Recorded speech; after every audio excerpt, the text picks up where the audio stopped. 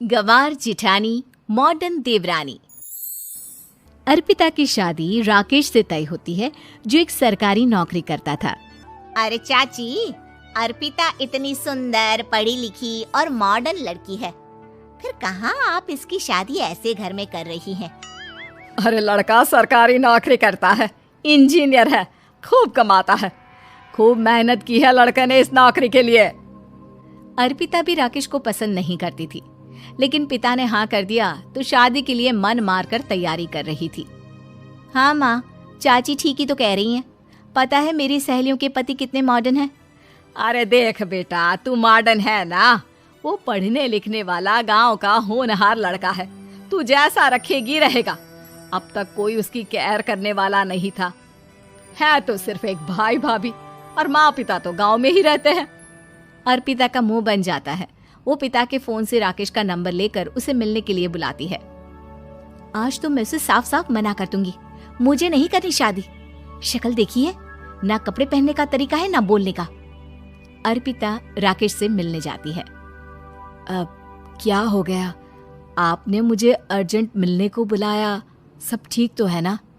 हाँ सब ठीक है, पर मैं आपसे कुछ कहना चाहती हूँ। आप ना इस शादी से मना कर दे। राकेश की आंखें अर्पिता की इस बात से लाल हो जाती है।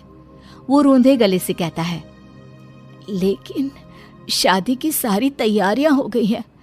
मैंने आपके साथ एक अच्छे भविष्य का सपना भी देख लिया है। ऐसा मत करिए प्लीज। माँ पिता के अलावा मैंने किसी को दिल से अपना माना है तो वो आप ही है। देखिए, मुझे आपसे कोई समस्या नहीं है, लेकिन आप मेरे जैसे नहीं हैं। मैं मॉडर्न लड़की और आप। मैं आपसे वादा करता हूँ, जब तक आपके लायक नहीं बन जाता मैं कभी आपसे बीवी का हक नहीं मांगूंगा। अर्पिता राकेश का प्यार देखकर पिघल जाती है और शादी के लिए हाँ कर देती है। दोनों की शादी हो जाती है, लेकिन शादी के बाद राकेश की भाभी, जो कि पूरी देहाती थी, ए राकेश, उठ, जब पानी भर कर ला और तेरी बीवी को बोल के चूल्हा लगा दिया है, रोटी बना ले। क्या है ये सब? और तुम्हारी भाभी इस तरह चिल्ला क्यों रही है? क्या करूं, भाभी ही खाना बनाती है और मुझे पढ़ने के लिए इस घर में रखा, तो मैं घर का सारा काम कर देता हूँ। अब तुम आ गई हो, अपने तरीके से देख लो। ये मकान तो तुम्हारे पापा ने बनवाया था ना शहर में, ताकि बेटा पढ़ाई कर सके। हाँ, पर भाभी ही पूरे घर में रहती है। ठीक है, देखो अब। अर्पिता बाहर जाती है। सूट पहनी अर्पिता को देखकर जेठानी का पारा हाई हो जाता है। ए शहर की हीरोइन, यहाँ ना चलेगा ये सब, समझी? साड़ी पहनो, साड़ी। वो नारंगी वाली निकाले हैं तुम्हारे लिए, जिसमें हरे रंग का फूल बना है, और सीधे पहुंचो रसोई में। मेरे आगे नहीं चलेगा ये सूट बूट का नाटक, समझी?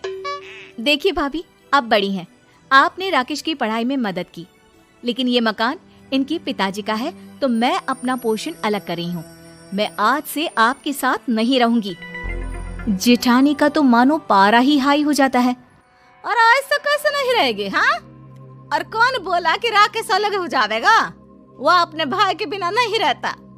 आज देखिए तो, देखिए कल के आई छोरी क्या बोल रही है। राकेश के साथ बात हो गई है, मैंने ऊपर का हिस्सा राकेश को दे दिया है। उसकी अपनी जिंदगी शुरू हो रही है, तो अच्छा है ना कि अब रसोई भी अलग हो जाए। अर्पिता राकेश की ओर फक्र से देखती है कि उसने अर्पिता के लिए स्टैंड लिया। अर्पिता बाजार में जाकर सारा रसोई का सामान ले आती है। पिता के दिए सामान से घर सजाती है और अपने तरीके से पूरे घर की सजावट करती है। शाम को राकेश ऑफिस से आता है। कुर्ता पैजामे में राकेश को देखकर, अरे ये क्या पहना है? भाभी सिलती है ना कुर्ता, मैं सारी कमाई भाभी को ही दे देता हूँ। लेकिन अब ना बीवी को देना होगा, क्योंकि भैया भी अच्छी नौकरी करते हैं। भाभी अपने पति का पैसा संभालें और मैं अपने पति का पैसा संभालूंगी। तभी भाभी आ जाती है। अरे देखो, बहुत हो गया। हाँ, अलग रहने तक तो ठीक था, लेकिन पैसा हम एक फूटी कौड़ी नहीं देंगे।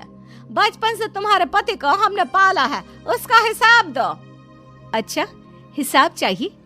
कितना पढ़ी है आप जो आपको हिसाब चाहिए?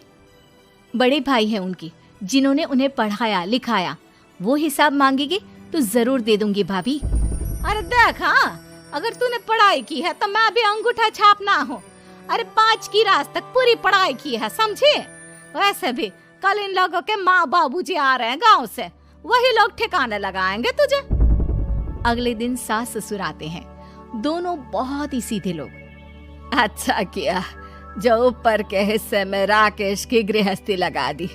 अब दोनों बेटे अपना अपना देख ले।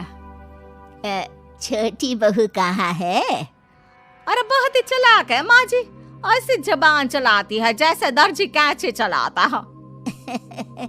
वैसे बहू तुम भी कम नहीं थी। और सुनाओ। तभी छोटी बहू सास ससुर के पैर छूकर उन लोगों को चाय और नाश्ता देती है। माँ जी, आप थक गई होंगी, मैं खाना लगा देती हूँ, ऊपर आ जाइए चाय पीकर। अरे बस बस, यही रहेंगे वो, क्योंकि बड़ी बहू मैं हूँ। हम एहसास है इनके माँ बाबूजी मेरे पास ही आए हैं।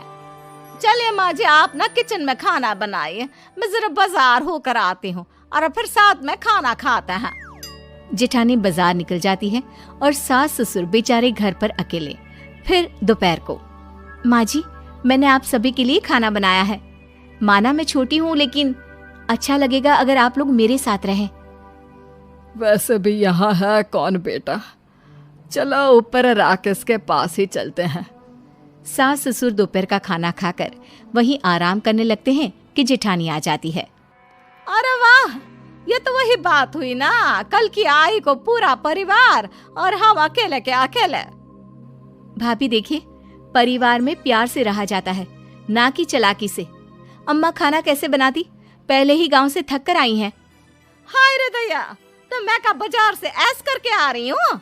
अरे भूख के मारे मेरा सर दर्द हो रहा है, पर यहाँ मेरी फिक्र कौन करेगा। अरे तो किचन में खाना है, लगा देती हूँ मैं भाभी।